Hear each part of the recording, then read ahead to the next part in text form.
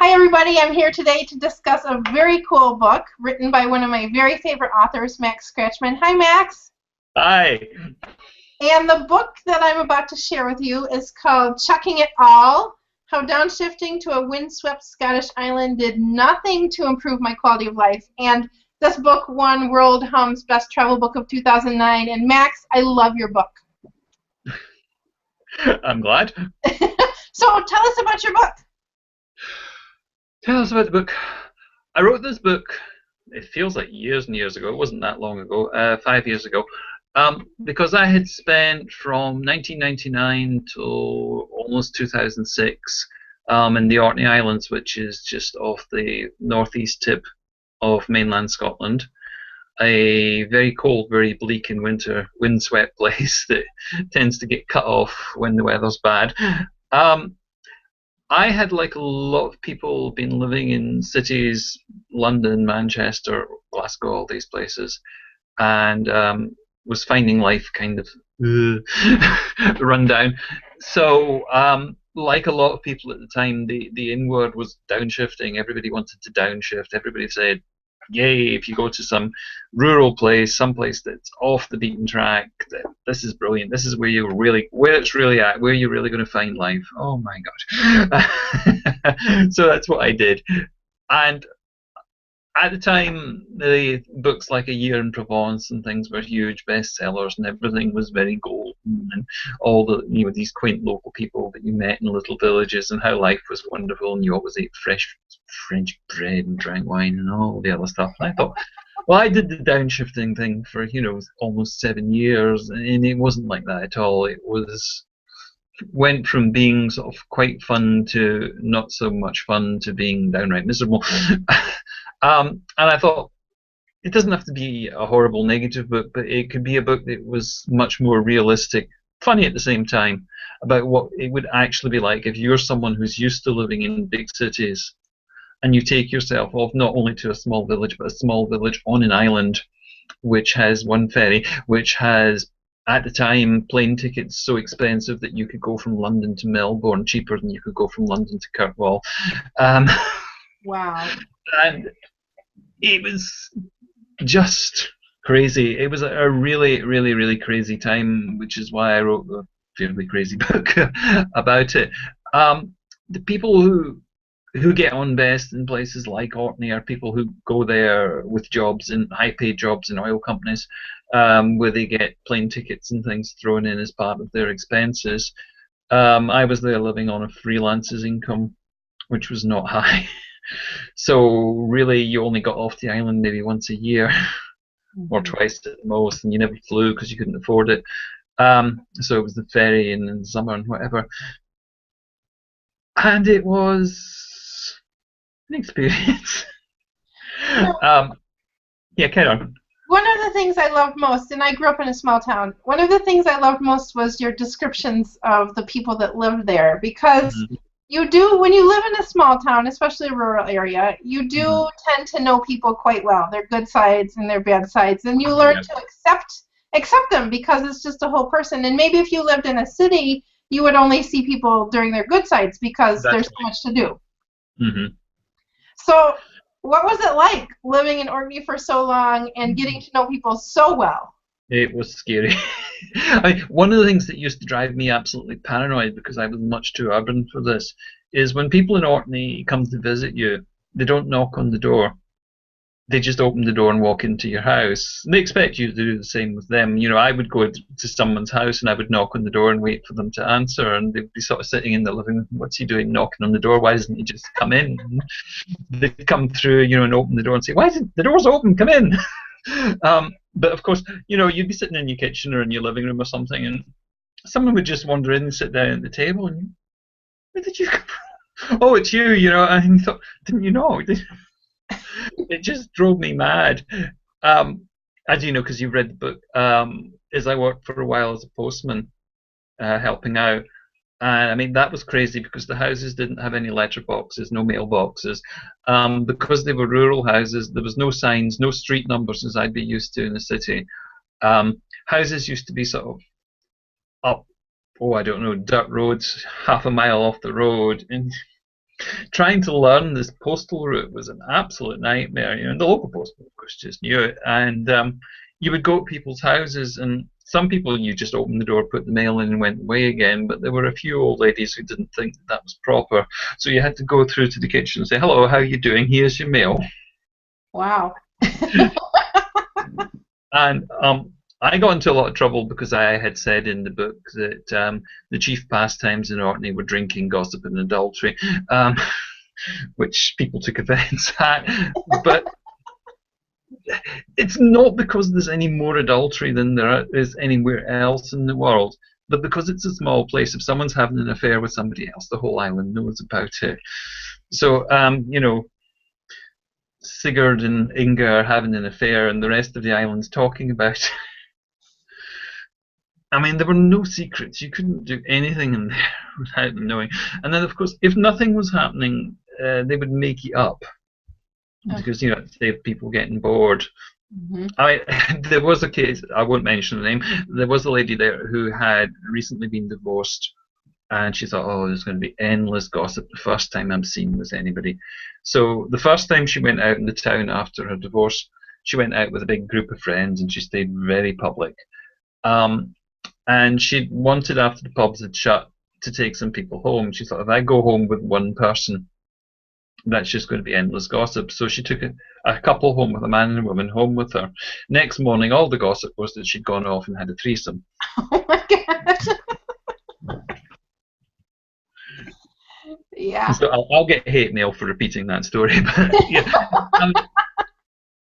Well, you know, the weather in Orkney is really a huge factor of life. Oh, the weather. If you're not used to the weather. When we left Orkney and we went from Orkney to outside Aberdeen and then to Aberdeen City, which is far northeast of Scotland, which most people consider the frozen north. And for the first 6 months to a year, we found it too hot. Now, I think the first time anybody said Aberdeen was too hot. But, you know, we just thought, it's too warm here and the houses are overheated.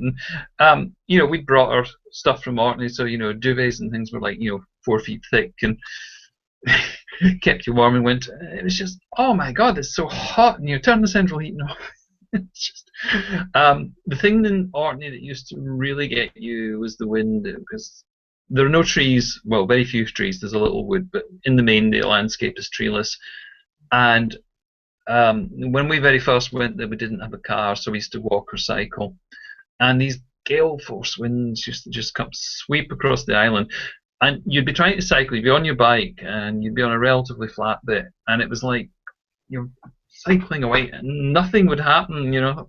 I'm trying to go forward and this wind would be pushing you back, and you think, that's okay, no matter, I'll get into town, I'll get my shopping, and it's going to be at my back on the way home. I'm going to really fly home. And then by the time you come home, an hour or two later, the wind had changed and it was in your face again. I bet you were really, really fit. Well, yes, I was. We took up going to Orkney traditional dancing, of course, and the people there were very much into it. And used to go dancing like 3 or 4 nights a week. Well, that got you fit. But the alcohol sort of killed me, because everybody, oh, have a drink, you know. No, I don't want any more. That's enough. Now, They do like to drink. Well, I would too if I lived somewhere there. How is Orkney different in summer and winter? Because I think when everybody thinks Orkney, they think beautiful summers, which I read in your book are actually not that warm. No, it's not terribly warm, because, I mean, sometimes it's warm because you get sun. I mean, you'll get sun anywhere. Global warming, it's getting warmer. And it gets beautiful sunshine during June, July, August. It can be absolutely fantastic. And it gets fantastic light, but there's always this cold wind. Shetland apparently is even a little colder. I never ever went up there. But the beauty of it is that in high summer, in late June, early July, I mean, it just doesn't get dark.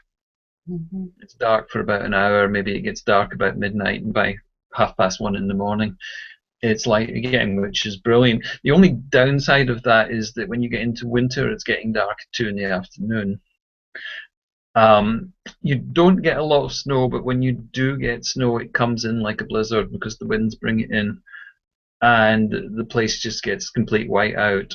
And then a couple of the years that we were there, we got a huge snow drifts, and then it froze. And they only have so many snowplows, so they would keep the main roads clear, but most people live up little side roads, so you'd be stuck, and people would be going up and down in sledges and all sorts of things. But people do it. It's an easy place to fall in love with if you go for a holiday in the summer and you get good weather, and the people are friendly and they like a good time and everything else, and you think, this is amazing. This is where I want to live. I'm going to stay here for the rest of my life, you know. And then you come along in the winter and the wind's howling around and you can't get out your house and it's dark at 2 in the afternoon. And you think, maybe not so sure about this place. But the locals do say that was like that, you know? Yeah. Well, I mean, it gets extremes with everything. It's an island that's very far north. It's heading out towards Iceland, you know. I mean, it can be fantastic when it's good, it's good. But you know, when it's bad, it's terrible. Again, they won't like me for saying this, but that is the truth. If you're tough enough to stand it and you've got a bit of money, it's a lovely place to live. Particularly if you can leave in the winter for a month or two. Do you know the horror film? Is it 40 Days of Night? Set in Alaska. No, but that sounds really scary. Yeah. Yeah, it's Alaska. It's people in Alaska who leave for a certain because it gets so dark and there's just no light for 30, 40 days. It's not quite as bad as that, but it resembles that. It can get, if you have a bad winter and low light, it just drives you absolutely mad. Mm-hmm. And if you're living like I was on a fairly low income and you're stuck in the house and you can't get out, and, you know, it snows and the roads get blocked and the wind just howls around your house all day and your fire won't light, or the coalman can't come, or the electricity goes out, which is very common. Yeah. You're shaking your head there, yeah. I think I would love to be there in the summer, and you know, I live in Michigan and I live in Minnesota where it's very, very cold, and it's hard to go through hard winters, and it definitely affects your quality of life. Yeah. Actually, talking of Minnesota, I remember when Fargo came out, we were living there, and I'm like, yeah, I know this. Yes, there's a lot of truth in that movie. So, how did living in Orkney change you? Oh. Yeah, I used to have a full head of hair before I went there. Gave me a lot more grey hair. No, it changed me in that I lost a lot of illusions about, if there's something wrong with your life, fix it. Don't go running off someplace else just thinking that that's going to fix it, because all you do is you take your existing problems with you. Also, it's made me a lot more careful about where I tend to dive in. I tend to do things without a lot of planning. I mean, when we went to Orkney, we'd never been there before, and we moved up there without actually seeing it. We rented a house remotely. The furthest I'd been, when I'd been 17, I'd gone to John O'Groats, in the northeast, at the furthest northeast point, and I'd spent a whole evening with a watercolor pad painting Orkney. You can just see the first of the Orkney Islands on a clear night, and I'd been painting these seascapes. Yeah, this place is good. I like to go there. And then we said, yeah, we'll go there. That sounds like fun. We'll go and live in Orkney, you know. Now it wouldn't be quite so casual saying, yes, let's go. Let's pack everything. When we actually moved over there, we were changing our house insurance over. And we said, we're moving house. Are we covered when we're in transit? And they'd said, are you going on a boat? I said, yeah, it's an island, it's a ferry, how else are we going to go? You know, we're not going to take our furniture on a plane. And they said, that's a problem. Why is that a problem? Because you're in a boat. And they said, you'd have to have marine insurance. Marine insurance? What? We're only going to be a boat for an hour, you know, it's only an hour, 2 hours ferry ride or whatever. And they said, oh no, you have to go to Marine. So we phoned the Marine department. They said, oh, you're going to Orkney, is that abroad? No, it's part of the United Kingdom, it's Scotland. Where is that anyway? It's off the northeast of Scotland. Really? I didn't think there was anything there. Yeah, there's Orkney, then there's Shetland, there's the Faroes, and then there's Iceland, but we won't get into that, don't confuse them. And they'd said, oh yeah, we'll have to give you a marine quote. And, okay, well, what's this going to cost us? And it came out with something like £800 or something like that. Well, for 2 hours on a boat. Yeah, you're going on a boat, it's a high risk.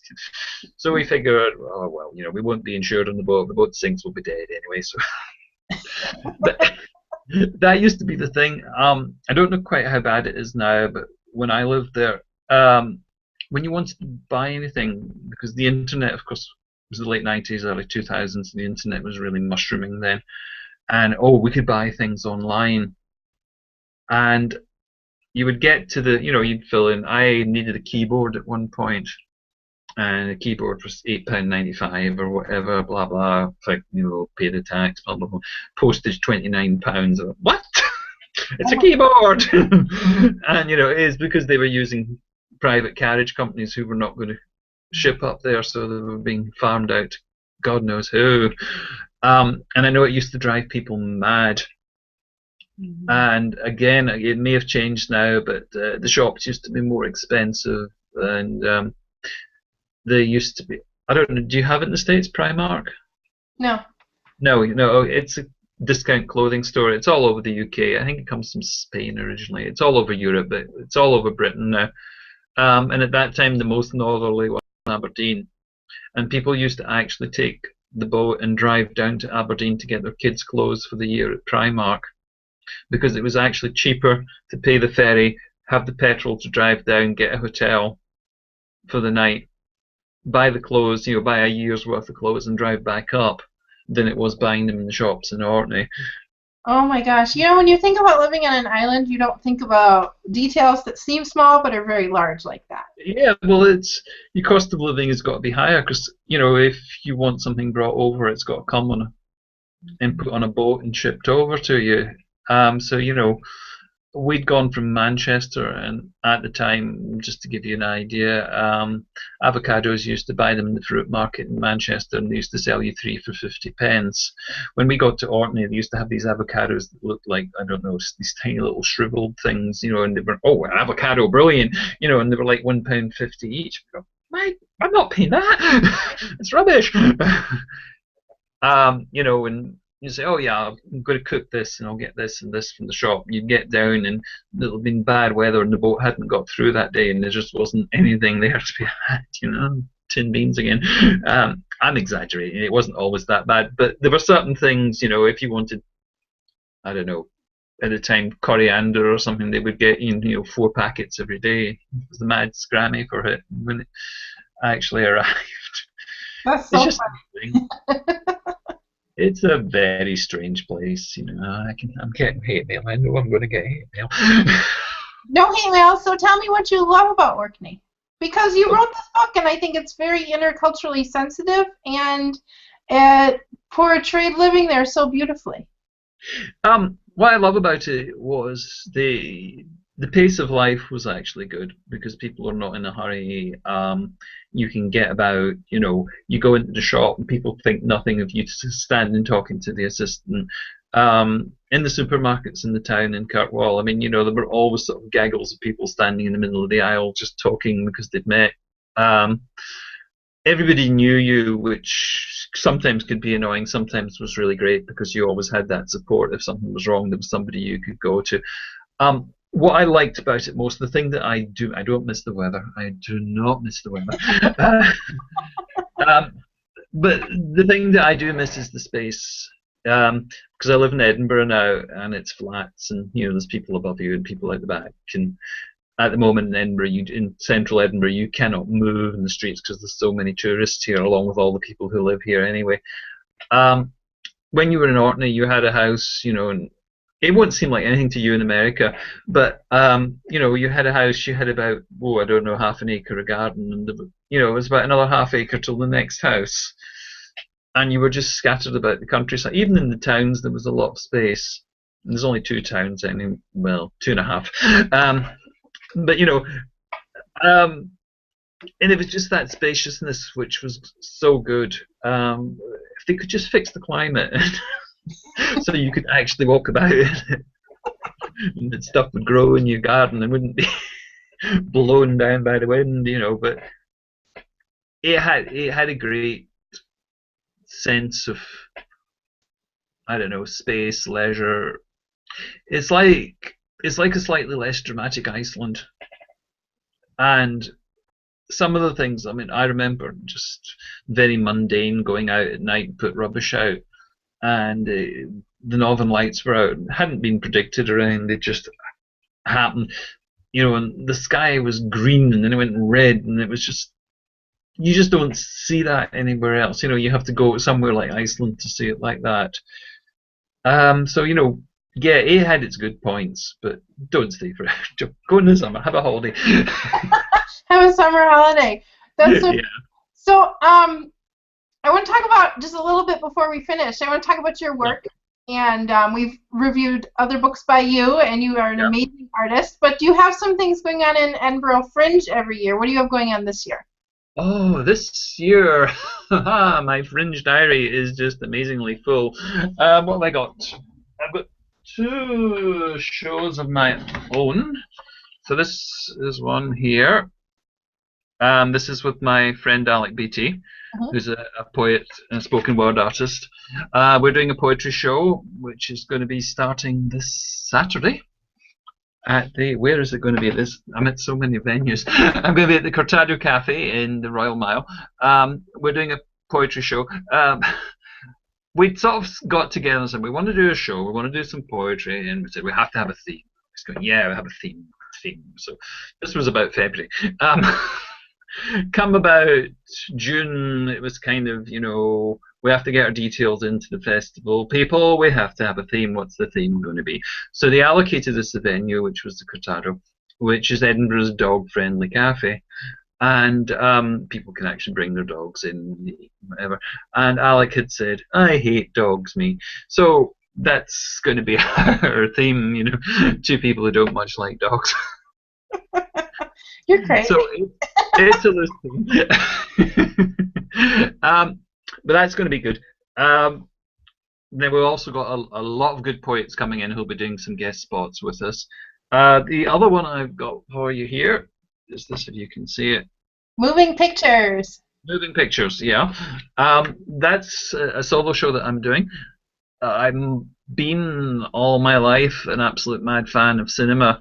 But because of places that I've lived, I've seen cinema in some very strange places, from in India, where people from like the British Information Service used to come out with a Land Rover and show these ancient old films to people who couldn't understand what they were saying anyway, to cinemas in India, to when I was little in Scotland, we used to have what was called Saturday morning cinema, where the children used to get herded in, or also to the 70s and 80s of people who used to be into 8mm cinema and build cinemas in their attics and everything else. So that's a good talk show on that one. That's going to be at the Banshee Labyrinth, and it's on, he says, trying to get the dates, Tuesday, August 12th, Tuesday, August the 19th, and Sunday, August the 24th. I'm also going to be guesting in a lot of other spoken word shows. The first week of the festival, I'm doing 3 shows a night, so I will be around. Anyone in Edinburgh, look for me. Look for me on the flyers. I'll be the oldest man to put a bunch of flyers out there. So where can people find out more? Your website, maxscratchmann.com, or? Yeah, or go to Facebook, or go to the PBH Free Fringe, where there is so much stuff happening. It's all for free. We will stick you for a collection at the end and try and make you feel guilty, but don't worry about that. You don't actually have to pay for anything. There are 679 free shows in the Free Fringe this year. Wow. So if you don't want to spend a lot of money, you can, well, you couldn't see them all, but you could certainly have a whole festival. I will tell you one other show that's running at the Storytelling Centre every night of the Fringe. It's Loud Poets. I will be in it I think 3 nights. I'm not quite sure yet. This is Poets. We don't have good organisational skills. Loud Poets are one of the best groups that have come out of the Edinburgh scene recently. One of our guys, Miko, came 4th in the World Slam Champions, so in Paris this year. Yes, he's going to love me. Yes, Miko, hello. Congratulations, Miko. Yeah. But yeah, catch Loud Poets, catch me. Great Fringe. Edinburgh is just waiting for you. The weather is actually good. It is so hot, it's baking. It's not raining like it usually does for the Fringe. And maybe after the Fringe, they can hop up to Orkney to see it in all its beauty. Yeah, just September's just about right. After October, no. Too cold. It's going to hit me now. Well, Mac, thank you so much for your time today, and you can read our book review on Wandering Educators, but I love this book, and I thank you for writing it, and I can't wait to see what you have coming next. Great. Thanks for having me.